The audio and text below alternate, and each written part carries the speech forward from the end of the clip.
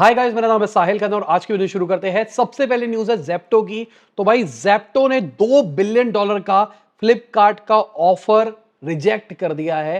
Basically $2 billion की valuation के ऊपर फ्लिपकार्ट जेप्टो को खरीद रहा था, पूरा नहीं बट एक मेजॉरिटी स्टेक। और ये ट्रेड होने वाला था कि जेप्टो को खरीदा जाएगा, फ्लिपकार्ट के स्टेक्स दे दिए जाएंगे। जेप्टो ने इसलिए मना किया है क्योंकि मेजॉरिटी ऑफ स्टेक्स मांगे जा रहे थे। अब खबरें ये भी निकल के आ रही है कि 2 बिलियन से ऊपर की वैल्यूएशन पे वो शायद अगला राउंड भी रेस कर सकते हैं। लेट्स सी क्या होता है। अगर हम लास्ट राउंड की बात करके चले तो इन्होंने $1.4 बिलियन की वैल्यूएशन के ऊपर $200 मिलियन रेस करे थे अगस्त 2023 के अंदर। तभी थे ये पहली यूनिकॉर्न जब बनी थी। बाकी अगर हम जेप्टो की बात करके चले तो क्विक कॉमर्स के अंदर इनका मार्केट शेयर भी बढ़ता हुआ दिखाई दे रहा है। 28% पहुंच गया Q4 के अंदर। नंबर समझने की कोशिश करो, मार्च 2022 के अंदर 15% था, जनवरी 2024 के अंदर 28% हो गया।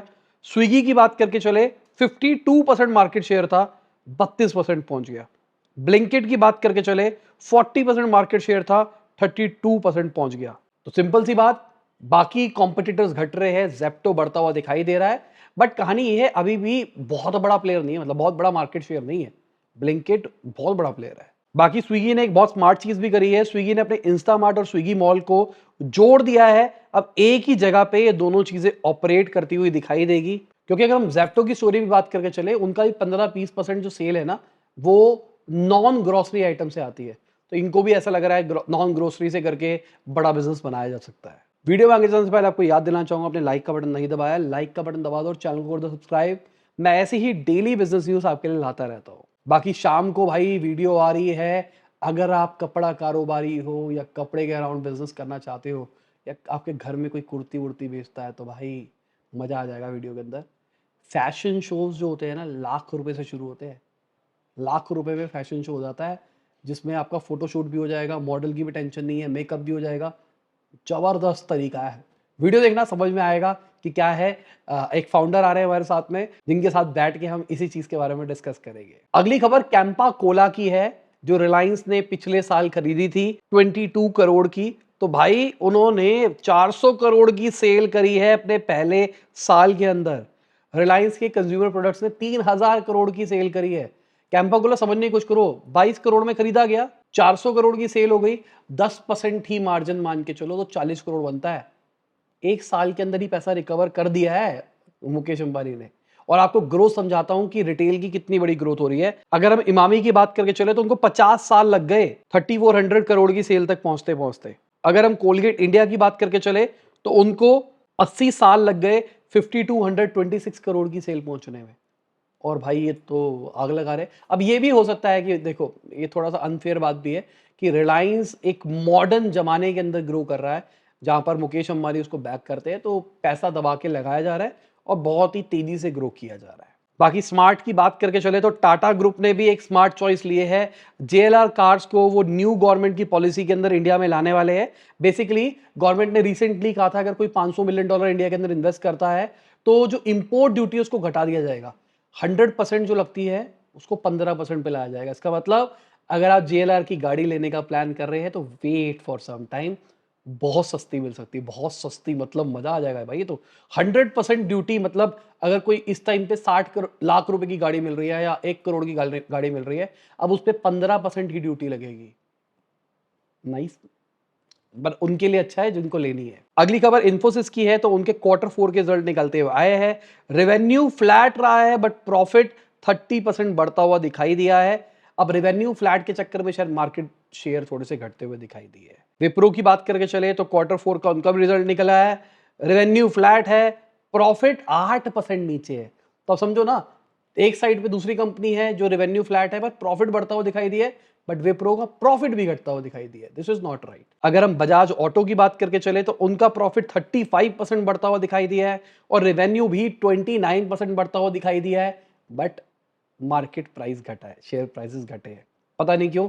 जो भाई ट्रेडर भाई है, बताओ कमेंट सेक्शन में क्यों घटा है। बाकी रोलैंड लैंडर की जो सीईओ है, उन्होंने बहुत इंपॉर्टेंट चीज बोली। उन्होंने बोला है इंडिया $2.5 बिलियन का जीएसटी रेवेन्यू लूज कर रहा है जो बैटिंग प्लेटफॉर्म्स है इलीगल वाले, उनके चक्कर में। मतलब इतना ज्यादा लोग ट्रेड कर रहे हैं और वो पैसा बाहर जा रहा है और उसके ऊपर गवर्नमेंट को कुछ नहीं मिल रहा है, फॉरेक्स भी लॉस हो रहा है। कुछ टाइम पहले ही मैंने बोला था इस चीज़ के ऊपर, बहुत सारे लोगों ने अपनी विशेष टिप्पणी भी दी थी मेरे ऊपर कि मैंने कहा था कि गवर्नमेंट लीगल कर दे इसको, ऑनलाइन ये जो सट्टाबाजी चल रही है, और टैक्स बढ़ा दिया जाए इसके ऊपर, जिसके चक्कर में गवर्नमेंट ये सारी चीज़ों को कंट्रोल कर पाएगी। पर बट बंदे कहते हैं कि भाई गवर्नमेंट को रोकना चाहिए इन चीज़ों को, बट तुम बात कर रहे हो उसको लीगल करने की।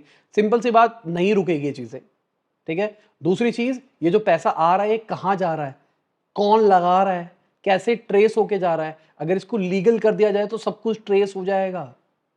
अगर आप थोड़ा सा कॉमन सेंस लगाओगे, क्रिप्टो के अंदर भी जब टैक्स लगाए गए थे, जो टीडीएस वाला हर ट्रांजेक्शन के ऊपर लगाया गया था, क्रिप्टो की वॉल्यूम घटती हुई दिखाई दी ना। तो ये जो टैक्स, ये जो टीडीएस, ये जो चीजें है ना, इससे ना चीजें रेगुलेट होती है, गवर्नमेंट ट्रैक कर पाती है और उसका अडॉप्शन कम होता है। बट सिंपल सी बात, लोगों को लगता है कि अगर सट्टे को लीगल कर दिया जाएगा तो सट्टा बढ़ जाएगा, गवर्नमेंट को। अरे भाई, सट्टा इनफैक्ट घटेगा, देख लेना।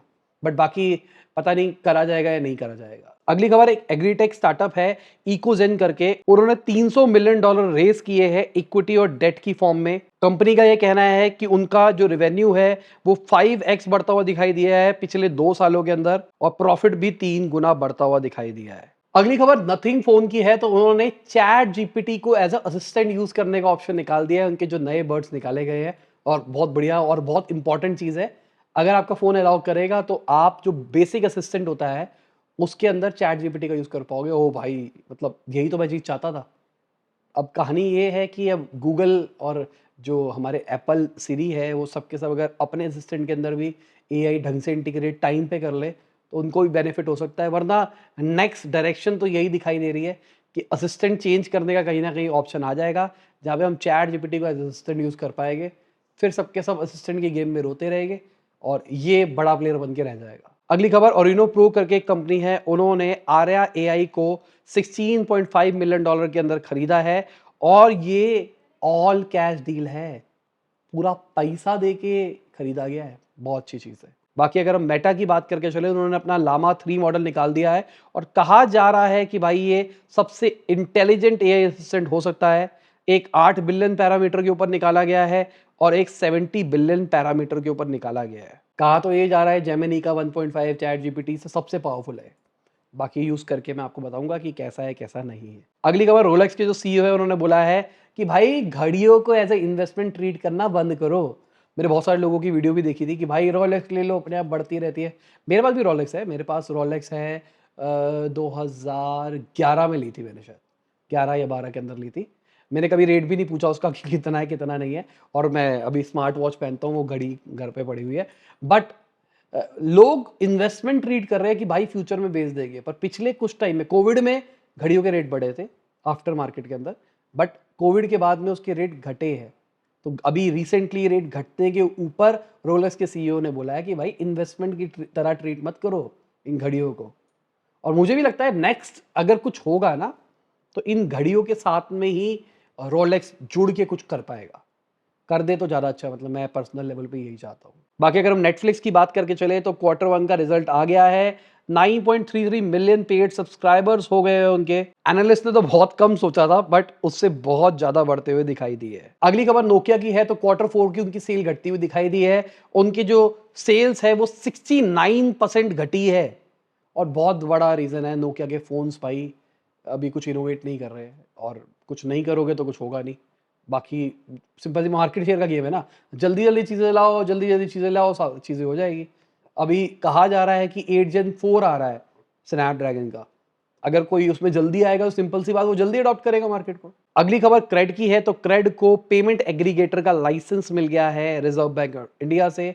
अब वो भी इससे अपने कुछ प्रोडक्ट्स बनाएंगे आने वाले टाइम के अंदर। बाकी अगर मार्केट की बात करके चले तो मार्केट का हाल आप देख सकते हैं, कौन रहा ऊपर कौन रहा नीचे, और ये लोग हैं हमारे सपोर्टर्स जिनकी वजह से डेली हम आप तक बिजनेस ला पाते हैं। Thank you for supporting us, और आप भी हमको सपोर्ट कर सकते हैं। नीचे ज्वाइन का बटन है, उसको दबा सकते हैं, और छोटा सा अमाउंट है, बहुत छोटा सा, उससे कर सकते हैं। वो बहुत छोटा रखा है नॉमिनल, ताकि सबके सब हमको सपोर्ट कर पाए। और इसी के साथ आज की बिजनेस न्यूज खत्म होती है। उम्मीद करता हूं आपको मजा होगा। लाइक कर देना, शेयर कर देना, कमेंट बताना वीडियो कैसी लगी। बाय, गुड नाइट, शबा के खुदा हाफिज, गुड मॉर्निंग और आफ्टरनून, जब भी आप वीडियो देख रहे हैं। जय हिंद, वंदे मातरम।